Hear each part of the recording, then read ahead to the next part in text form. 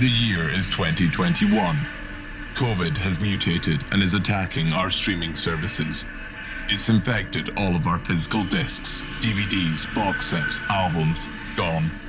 Armed with the knowledge of how to save only one disc, these students have the task of picking the Plague Island discs. Hello and welcome to Plague Island Discs, the show where we pick one disc to take with us into the apocalypse. Today we're going to just be talking about our DVDs that we take into the apocalypse with us, assuming there's a DVD player somewhere hidden in the rubble. So Rhona, I'll kick it off with you. What DVD are you going to journey with you into the apocalypse? I have chosen to take a DVD copy of Magnolia with me. I feel like, just in the most basic level, value for not quite money, but, how much you can fit on a DVD. It's like 3.25 hours long.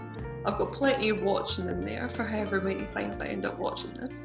But it is also just for me, such a good example of so many brilliant parts of cinema.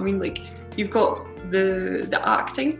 Think of the cast. You've got Philip Seymour Hoffman, Julianne Moore, William H. Macy, I think's in it, Tom Cruise, big names who are all doing some of the best performances. Julianne Moore really did invent acting in the pharmacy scene. It's such a gift. But it's also got, it's got enough of a budget to have these wonderful set pieces. I don't want to spoil anything, but there's an incredible moment that's biblical, shall we say, and just how impressive and wonderful that is.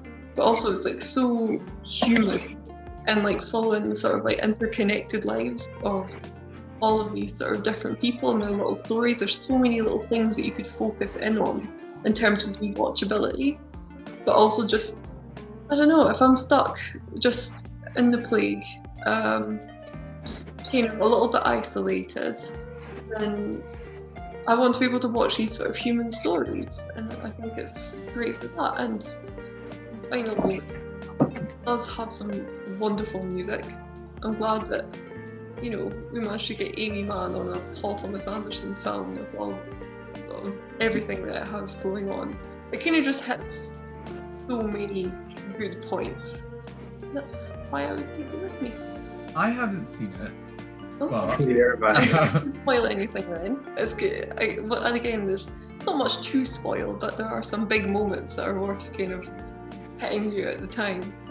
Lawrie, what disc are you taking? Well, I think the biggest struggle of picking one for this was trying to pick a genre or something that would cross into a bit of everything that I wanted, because I don't want it something that's super heavy and depressing if that's the only thing I'm going to watch while waiting for some sort of vaccine or something. So I was kind of thinking something which has still got a comedy aspect to it. If I was going to go straight up comedy, something which I've ended up watching over and over again is the Hangover series, all three of them. As a lot of people's classic on. But I think I'd watch something that's probably a bit more of something which I've got more of an emotional attachment to as well, though. I'd probably pick something along superhero lines, being a massive nerd. So I'd be probably something close to Dark Knight would be pretty perfect for me. Something I've seen over and over again.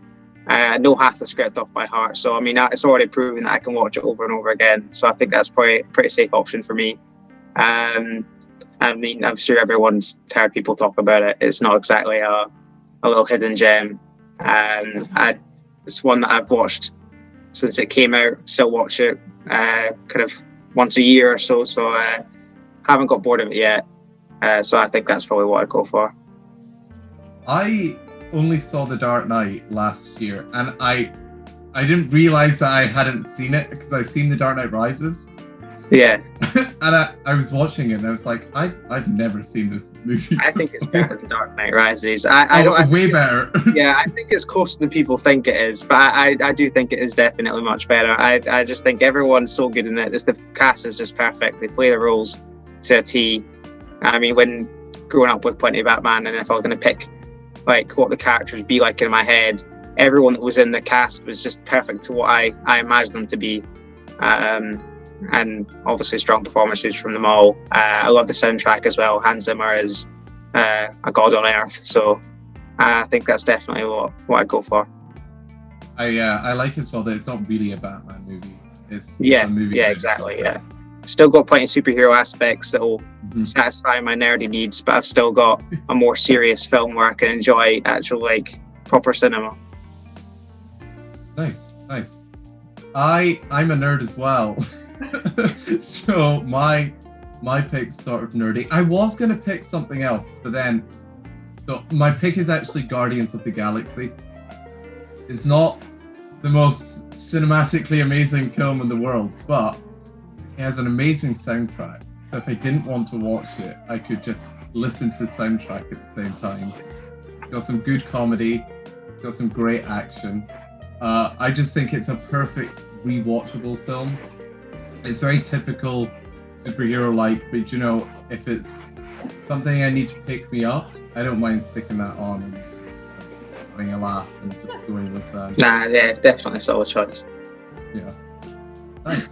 So those are the discs that we're taking into the apocalypse.